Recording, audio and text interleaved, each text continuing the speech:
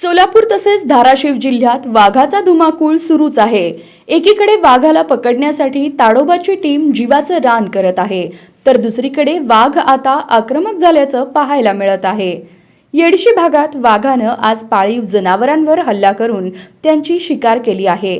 त्यामुळे परिसरातील नागरिकांमध्ये भीतीचं वातावरण आहे। सोलापुरात आलेल्या वाघाला पकडण्यासाठी ताडोबाच्या 10 तज्ञ लोकांची टीम बार्शीत आली आहे। त्यांनी 16 ठिकाणी ट्रॅप कॅमेरे लावले आहेत।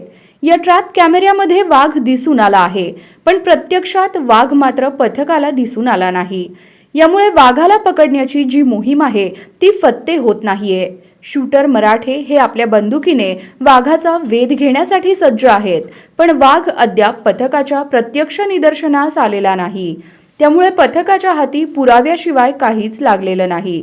पण पुढील काही तासात वाघाला पकडण्यासाठी पथकाला यश येईल अशी अपेक्षा आहे।